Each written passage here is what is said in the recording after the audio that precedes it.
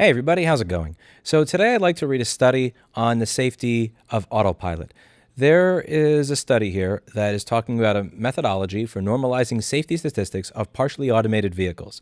And what this goes over is whether or not Autopilot is as safe as a manufacturer like Tesla makes it sound. I thought that we would go over this together and read through it and try to get an idea of what is going on. The first thing I'm going to do, since Oreo has been drooling on me today, is I'm going to put a paper towel right by his mouth because I want to be able to have him on my lap, but it's really nasty when he drools all over me. So, Oreo, this is just going to go over here. I'm just going to put this over here so that you can't drool on me. All right, so let's read this. So it says, a methodology for normalizing safety statistics of partially automated vehicles. I'll zoom a little bit to make it easier to see.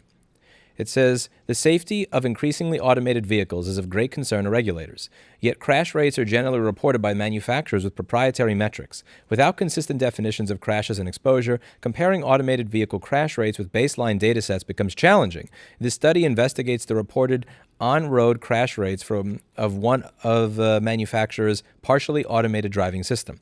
Their reported crash rates are adjusted based on roadway classification and driver demographics to allow for more direct comparison with the manufacturer's own advanced driver assistance systems. Recommendations for uniform crash reporting standards are provided. And it has a disclaimer, the views and opinions expressed in this article are those of the author and do not necessarily reflect the official policies or positions of any agency of the Commonwealth of Virginia. Introduction. The driving task is becoming increasingly automated, with computerized control not only of the throttle, but also of brake and steering. Vehicles that can combine these functions are referred to as automated vehicles. Establishing the safety of automated driving systems, both those conducted using on-road tests with trained operators, as well as those being sold to the public, is of critical importance. California has established licensing programs for automated vehicle testing and requires companies to submit reports of all crashes as well as mileage, both in automated and manual control. Other states have various laws related to automated vehicle operation, but few mandate companies report crashes or crash rates. The National Highway Traffic and Safety Administration recently issued a standing general order requiring AV developers to report crashes within 1 day of occurrence. Before this order, companies testing outside of California generally reported crashes and autonomous miles traveled on a voluntary basis using metrics and thresholds of their own choosing. When data is available, it can be difficult to compare self-reported statistics to national crash rates. Many automated vehicle crashes reported in California, for example, fall below the threshold for police reportability and cannot be compared to national-level crash data, which relies largely on police reports. An estimated 15% of industry crashes and 24% of property damage-only crashes are never reported to police, while 9% of injury crashes and 24% of property damage-only crashes are only reported but not logged. Even with robust data, establishing the statistical significance of automated vehicle safety can be expensive. Calra and Paddock demonstrated that establishing an AV has a fatal crash rate equivalent to the national average with 95% confidence that would require driving a fleet of 100 vehicles continuously for 12.5 years. Tesla is a manufacturer of battery-powered electric vehicles. Beginning in 2014, new vehicles came installed with a hardware allowing combined steering and throttle control. The automated driving system named Autopilot was officially introduced in 2015 and has undergone several updates via over-the-air software patches. Autopilot is considered an example of SAE Level 2 automation as it combines steering, brake, and throttle control, yet requires a human to monitor the system at all times and take control with little to no notice. Beginning in 2018, Tesla began publishing short safety reports on a quarterly basis. The reports list the average miles between observed crashes for vehicles using Autopilot, vehicles using active safety features only, and vehicles without Autopilot and active safety features. Although the reports provide a critical insight into the crash rates of partially automated vehicles in use by the general public, they are difficult to interpret due to the lack of separate crash counts and baseline mileage, as well as unclear definitions of the criteria for an incident to be considered a crash. Given that Autopilot until recently was recommended for freeway use only, and given the demographics of their vehicle owners, crash rates of their vehicles may not allow a direct comparison to national rates without controlling for driver age and road usage. The objective of this study is to establish a methodology for evaluating automated vehicle developers' safety reports in comparison to different samples, using the manufacturer's safety reports as a case study. This evaluation is based on reports from July of 2018 through March 2021, and results may change as the automated driving system continues to be refined. This is intended as a planning-level analysis that will assist manufacturers, regulators, and researchers who may have access to more detailed, timely, and accurate data regarding vehicle safety and performance. Several studies have investigated automated vehicle crash rates. Shuttle and Civic analyzed crash records of 3 companies approved to test automated vehicles in California and required to submit crash records to the California Department of Motor Vehicles. They found that although automated vehicles crashed at higher rates than the national average, the crash rates were within 95% confidence interval, in part due to small sample sizes. Blanco performed a more in-depth study of Waymo automated vehicle crashes using Waymo's own internal records. To obtain national rates of minor crashes that did not meet police reporting thresholds, data from the Second Strategic Highway Research Program Naturalistic Driving Study was used for comparison.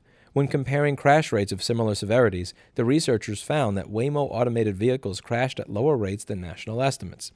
Dixit et al. Compared Waymo's automated vehicle crash rate as reported to the California Department of Motor Vehicles from September 2014 to November 2015 with California Highway Patrol's estimated statewide crash rates. The study was limited due to CHP's coverage of state, U.S., and interstate roads when Waymo testing at the time occurred primarily on local roads outside CHP's jurisdiction.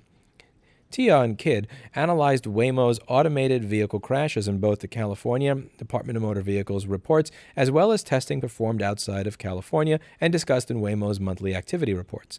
Waymo crashes were limited to those that met the criteria for police reporting, but were compared to the general public crashes that were actually reported to the police.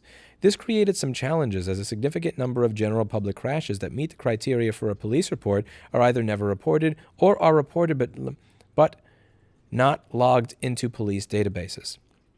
This was evident in several Waymo crashes where police were called but did not respond. Waymo crash rates were also compared to the SHRP2 NDS dataset, but the naturalistic data was biased towards higher-risk drivers at both ends of the age spectrum. It did not appear to be age-weighted in the analysis. The authors found that SHRP2 NDS crash rates were higher than Waymo's at a 95% confidence interval. Goodall investigated struck-from-behind crashes of automated vehicles using age-weighted crash rates from SHRP2 NDS database as a baseline. Automated vehicles were struck from behind at 5 times the rate of human-driven vehicles. Automated vehicles were struck from behind at 5 times the rate of human-driven vehicles. Wow. Although much of the difference could be attributed to higher rates of urban driving experienced in automated vehicle testing. Other studies have used automated vehicle crash records to model crash severity and analyze crash narratives using text mining and perform exploratory analysis. In independent research, Templeton compared Tesla's stated crash rates with Autopilot enabled and not enabled by attempting to control for increased use of Autopilot on relatively safer freeways. To compare human-driven crash rates of freeways and non-freeways, Templeton used fatality rates, which may overestimate crash rates on freeways as higher speeds increase crash severity, according to the fourth power law. When controlling for road type, the crash rate benefits of Autopilot narrowed significantly. Templeton was unable to fully assess their comparison of Autopilot crash rates with natural estimates due to their different definition of crashes. A review of literature establishes a clear need for methods to isolate environmental and demographic factors when evaluating automated vehicle safety using raw crash statistics. Tesla's stated crash rates for vehicles with Autopilot and active safety features engaged and active safety features only engaged were compared with national crash rates. Manufacturer safety rates were obtained from their self-published quarterly safety reports, which listed miles per crash but not specific mileages nor crash counts. Tesla defines a crash as an incident where the crash alert indicated an airbag or other active restraint was deployed. According to the report, this correlates to nearly any crash at above 12 miles an hour or above, depending on the crash forces generated. That's interesting because I have crashed a Tesla at 45 miles an hour and there was no active restraint deployed nor an airbag, which is very interesting. Nothing actually got deployed. Pink Chubba Buddy. Shoo. Go away. The point of the stream is the motherfucking title, Yeah, a few days ago, Twitch chat was ahead of YouTube chat, and I was really surprised because it usually isn't. But it's quickly fell behind, unfortunately. Anyway, according to the report, this correlates to nearly any crash above 12 miles an hour or above, depending on the crash forces generated. Crash rates when no active safety features were Twitch. Crash rates when no active safety features were in use are also reported, but these are excluded from this analysis as active safety features are engaged as the default. The use of active safety is only considered operating under manual control when comparing with other datasets. The ratio of Tesla miles traveled with Autopilot and active safety only on freeways was obtained from an unpublished 2018 study. The report discussed a naturalistic driving study of 28 vehicles with automated driving features, of which 25 were Tesla models equipped with Autopilot. Vehicles had driven a total of 323,384 miles at the time the report was written. The study focused primarily on driver attentiveness, but a breakdown of distances traveled on roads with various speed limits were shown in figures 3 and 4 in that report. Distance by speed limit from that report is reproduced here in figure 1. So here, figure 1 is distance traveled on different roads by speed limit. Although widely reported in the press when they first posted online, the study was later pulled for reasons that appear to be related to driver attentiveness. Portion of the study. An author has confirmed in personal correspondence that all mileages in the study are accurate. The naturalistic driving study is ongoing and has produced several papers. National data. National crash rates and adjustment factors were obtained from the SHRIP-2 NIDIS. Between 2012 and 2014, video, audio, and kinematic data were collected from 3,500 drivers using their personal vehicles. Although data was continuously recorded and later deleted, it was only saved permanently when either triggered by a change of acceleration threshold or other crash indicator or at random intervals to collect baseline driving data. Events were analyzed and categorized by a team of trained analysts. Analysts. SHRIP-2 NIDIS used several tiers of crash severity. They appear to correlate to the manufacturer's crash definition. The first crash is any crash that results in the activation of an airbag. The second is referred to as crash severity 1, most severe, which includes any airbag crash as well as crashes that result in serious injury, rollover, or change in the speed of the instrumented vehicle of greater than 20 miles per hour. It's very interesting that apparently the crash that I got into that totaled my old car because a jackass in a Silverado made a left at an intersection without looking would not actually be considered a crash by these metrics. But I digress. Vehicle safety research refers to this change of speed. Oh, never mind. The change of speed does it. My bad.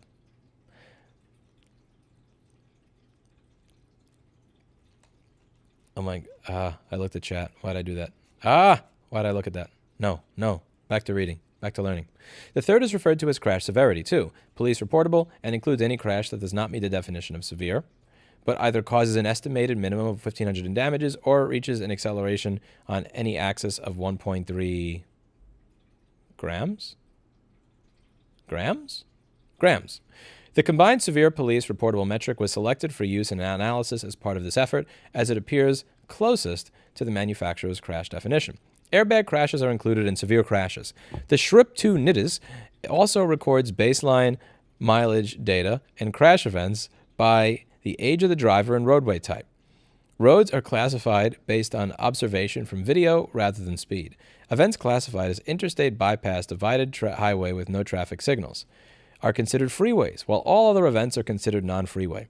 Each entry in the database includes 2 separate events, as many crashes have an initial event, like a rear-end collision, followed by a second event, curb strike. SHRIP-2 NIDIS data was queried for crash severity, or crash severity 2. Records were then filtered by locality and airbag deployment. Age weighting. The sample of drivers in the SHRIP-2 NIDIS dataset was biased towards younger and older drivers, as they represent higher risk groups. Mileage and crash counts for all age groups were reweighted based on ages of United States licensed drivers in Blanco, et al. You know, I went through 13 years of public school and I don't know what et al means. I literally never learned this and I'm so mad.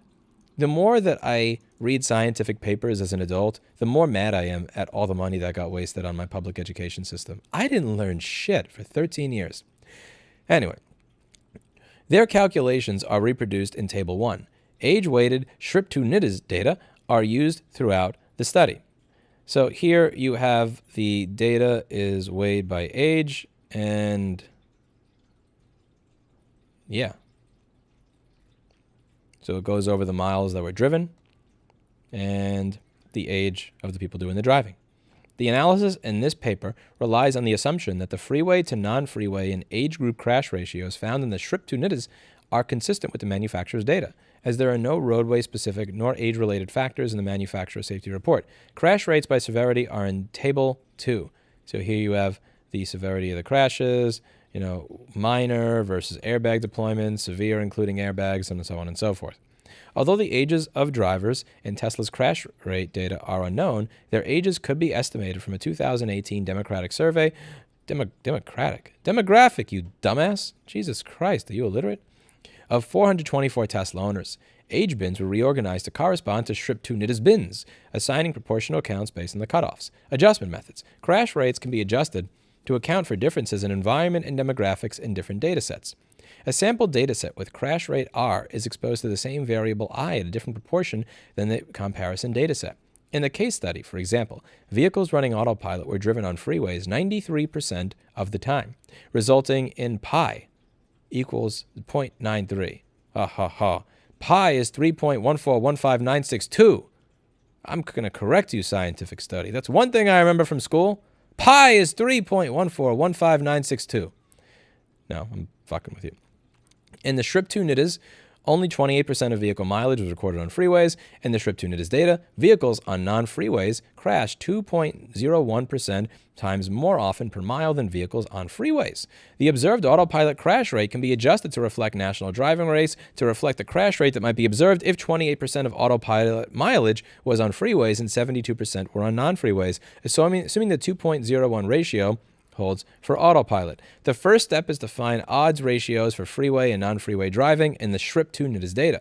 The odds ratio is defined as the crash rate under the risk factor divided by the crash rate for all driving, where Ri is the crash rate for either freeway or non-freeway miles, and Rt is the crash rate per mile of all driving.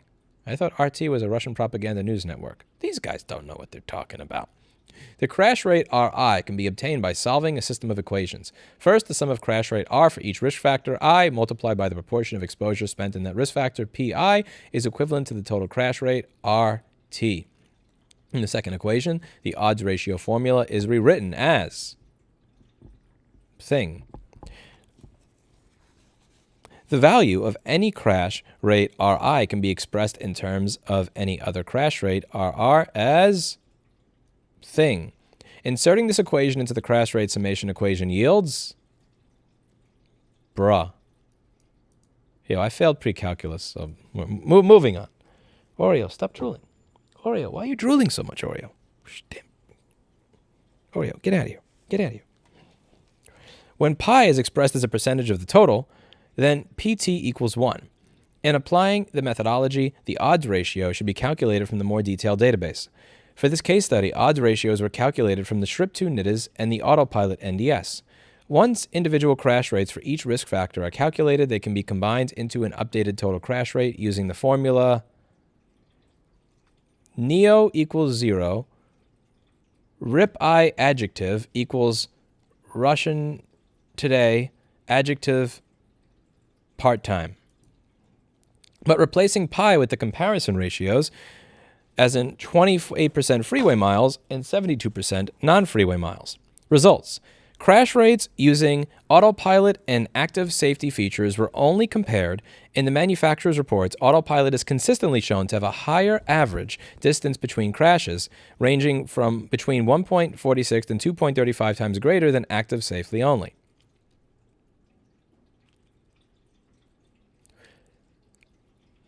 Autopilot is predominantly used on freeways, as surface street functionality was only released recently to select users and remains in beta. A naturalistic driving study has shown that 93% of autopilot usage is on roads with speed limits of 55 miles an hour or greater. In contrast, of the miles traveled using active safety only 30% occurred on roads with speed limits only greater than 55 miles an hour. Because the SHRIP2 dataset does not include speed limits...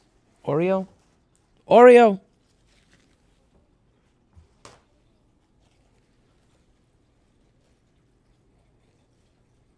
Damn it, Oreo.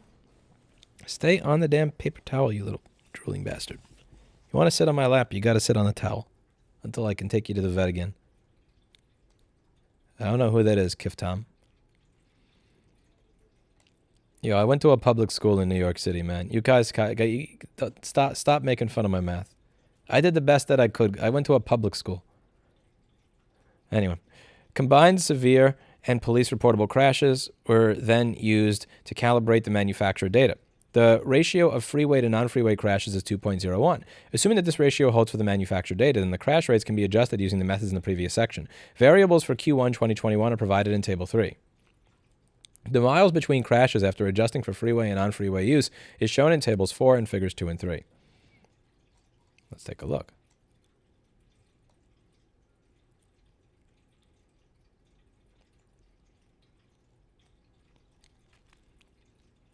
Much wow.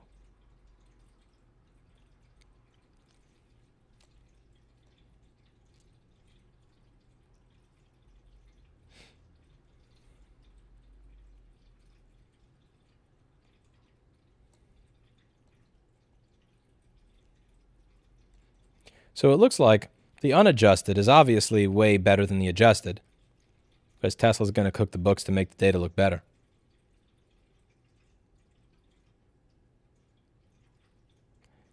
But it still seems better than active safety only without autopilot. By a decent margin. Like Q1 2021, 38.6 to 49.5 crashes per 100 million miles. So here you have the unadjusted crashes. And then when you do adjusted, yeah, autopilot is really not as impressive there.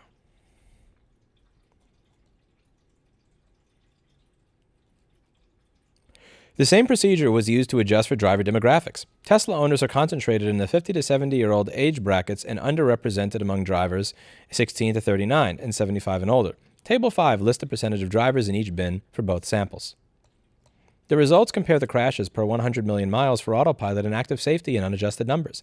Adjusted for road type and adjusted for both road type and owner age, national statistics for airbag deployments and Trip2 NIDS data are adjusted for driver age. While the autopilot and active safety only crashes did include airbag deployments, they also included activations of other restraint systems. And so airbag deployments is probably not an accurate comparison to assess safety. Crash rates as severe as Trip2 NIDS occurred 257 times per 100 million miles, while combined severe and police reportable crashes occurred 668 times per 100 million miles. Both estimates were significantly higher than manufacturer-reported crashes, although without more information regarding manufacturer crash thresholds, a direct comparison is impossible. Crash rates adjusted for road classification and owner age are shown in Figure 4. Here you have Figure 4. So this is once you have adjusted for the road type and the age. So autopilot unadjusted, yeah, look at how safe that is. But then when you actually adjust it for everything, you have active safety only road and age adjusted, which is the red line, and then autopilot road and safety adjusted, which is the blue line. Now, to be clear, it seems very obvious here that autopilot is still safer than just active safety only, but by a considerably less margin than what Tesla would lead you to believe. Conclusions. By correcting for roadway usage differences between the autopilot and active safety only data, much of the crash reduction seen by vehicles using autopilot appears to be explained by lower crash rates experienced on freeways. Correcting for age demographics likewise produced a 10% increase in the estimated crash rate, although it remains well below the rate of severe crashes in the Trip2 NIDS. Several other factors may explain difference in safety rates of new vehicle technologies based on who is using them, where they are being used, and when they are being used. Some safety features cannot be used in rain or snow, for example, which may bias the data towards clear weather and lower crash rates generally. This is something that this needs to be put in bold and larger print, because I imagine you are going to have more crashes in the rain or snow than in nice weather. But again, I haven't really tested that using the scientific method. That's just me pulling something out of my ass. Limitations. Comparing limited data across inconsistent samples, as done in this study, requires several assumptions that may limit the accuracy of the results. There are 5 main assumptions that may affect the results. First, it is assumed that the ratios between freeway and non-freeway driving found in the Trip2 NIDS are maintained in the manufacturer's dataset. If driver crash twice as often on non-freeways as freeways, it is assumed that drivers in the manufacturer's data will also crash twice as often, although the absolute rate may be different. Second, the MIT data is assumed to be accurate and applicable. The data was collected in early 2018 before manufacturer safety reports were published, so it is possible that driver safety patterns and usage of autopilot has changed significantly in the interim, affecting the results. Much of the naturalistic data was collected in and around Boston, Massachusetts. This data may not be applicable to the United States generally. Third, it was assumed that vehicles in the same type of road were exposed to the same crash risk. Not only type of road, but also conditions on the road may differ for Tesla drivers, resulting in different crash rates. Congested traffic, for example, might result in more crashes per mile traveled. If Teslas are more likely... No, you didn't. No. No. You didn't use an apostrophe on a plural in a scientific study. No! If Teslas with no fucking apostrophe are more likely to be driven along urban corridors during peak periods, then they will be more likely to encounter congestion. These data, while not available, could have a significant impact on observed crash rates. Fourth, there is some uncertainty over what classifies a road as a freeway, and the SHRIP2 NITA's camera images were evaluated to determine road classification. In the MIT data, an assumption was made that roads with speed limits of 55 miles an hour or greater were freeways. There are, of course, roads with 55 miles an hour speed limits that are not freeways, although it is unclear to what extent these roads are prevalent in the Boston area, where much of the naturalistic data was collected. Fifth, it was assumed that SHRIP2 NITA's crash severities of severe and police reportable, when combined, capture the same types of crashes as those recorded by Tesla. While these definitions appear most similarly of the choices available, it is unlikely they are a perfect match, as SHRIP2 NITA's data relied on some human judgment, and the manufacturer crash rate definitions were dependent on active safety features with unclear thresholds. It was therefore difficult to directly compare manufacturer crash rates with national estimates. Best practices. When comparing vehicle technologies to national crash rates, some best practices may help facilitate evaluations. Anonymized driver or owner demographics may be used to isolate safety impacts, as highly educated middle-aged drivers are both more likely to purchase luxury cars and simultaneously crash at lower rates than the overall population. Similarly, specific detail... Did you just call a Tesla a luxury car? Bro, you never stepped foot in the back seat of a Model 3. Get the fuck out of here. A Model 3 is not a luxury car. A Model... Toyota Camry has a better back seat than a fucking Model 3. Anyway, similarly, specific details regarding built-in restrictions on when vehicle technologies can and cannot be used allows researchers to better design baseline metrics that match the technology's operational design domain. Manufacturers should record additional anonymized data on vehicle driving environments, rates of usage of automation modes, and details on when and where the modes are used. Selective sampling of short segments of vehicle trips could be used to develop statistics on baseline behavior to compare against crash records. Finally, consistent crash definitions and thresholds are becoming increasingly necessary in order to evaluate new safety technologies. The standard metric of police reportable has different meanings in different jurisdictions. This creates confusion when crashes that meet the threshold for reporting are either not reported or reported but not logged into police databases. More consistent definitions could combine such metrics as maximum jerk, maximum acceleration, changes in subject vehicle relative speed. When metrics such as airbag deployment or vehicle crash sensing are employed, measurements of changes in vehicle velocity over time can help to further refine crash classification and provide insight into a vehicle's crash severity.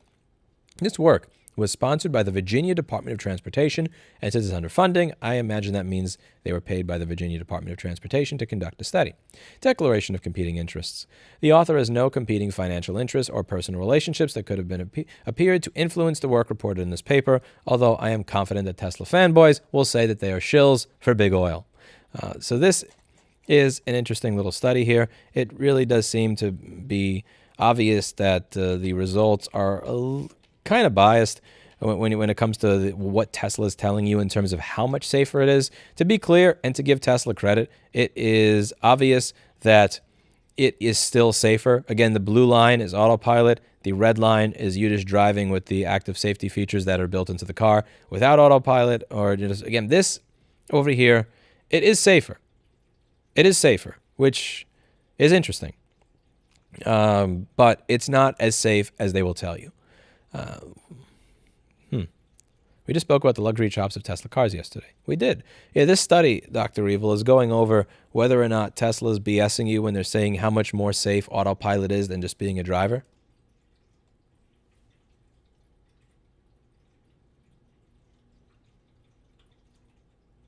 Kitty's second account here is named Lil Matt. Lol. Isn't Tesla a budget car? Most of the price is the battery anyway. Yes. The results of this study are rather inconclusive. Not really. It's pretty obvious.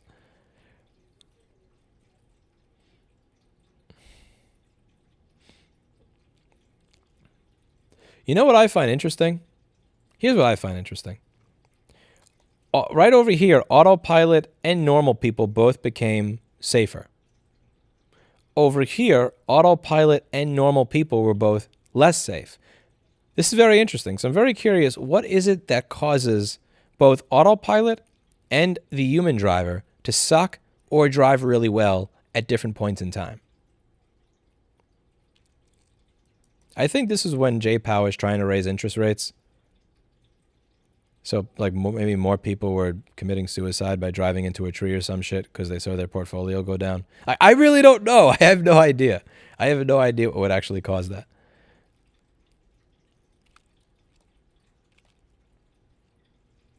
But I'm very curious. What is it? Oreo, you got to stop doing that. What is it that would cause this to happen? Yeah, but again, it didn't happen in the other winters. Like over here, Q3 and Q4 were effing horrible. Yeah, you're right. You have a spike for Q3 and Q4 here. But you don't have a spike for Q3 and Q4 here. But then again, that's actually, yeah, you do. You do have a spike for winter here. But you had less people driving. You had less people driving over here because of the COVID. Yeah, you guys are right. You're right. Weather conditions. It's not zoomed out enough for me to notice that immediately. But you guys noticed it immediately because you guys have a brain, which makes one of us. Well, this was an interesting study. I will link to it one more time. I learned something. I'm really pissed off though at the public education system. I don't know what the fuck this is. Like I didn't even know that you could have dots in an equation. I know you could have add. I know you could have exponents. I know you could have square root. I never knew that you could just put dots. I thought you put dots when you were confused. I am pissed off at the public education system. I wasted 13 years of my life in that garbage. I learned more from the little smart alphabet desk than I did from 13 years of public school. Anybody here have a little smart alphabet desk? This is what I had. I'm not kidding. I learned more English from my mother giving me this thing when I was 3 years old than I did from all of public education. Like the first 3 years of public school, I learned less English than I did from this fucking thing. This thing was the shit. Did any of you have this thing as a kid? It was like $50 at Toys R Us. But this thing was awesome. It doesn't look like that.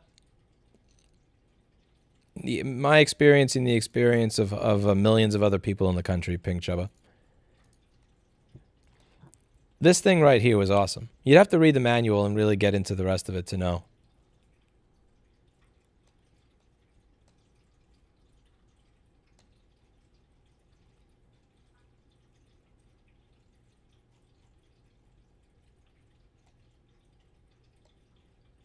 I like this thing. Look at it. I wonder what they have now. I haven't been to a Toys R Us or a toy store in forever. Look, they made a junior version of it. I kind of want to see if I have this. I think I still have this somewhere. I got to take it out and see if it still works.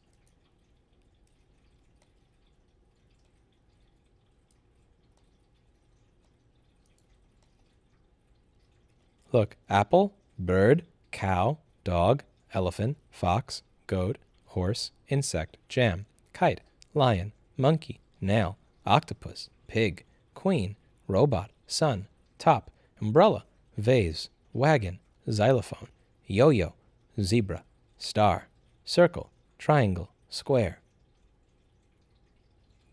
Do, re, mi, fa, sol, la, ti, do, re, mi.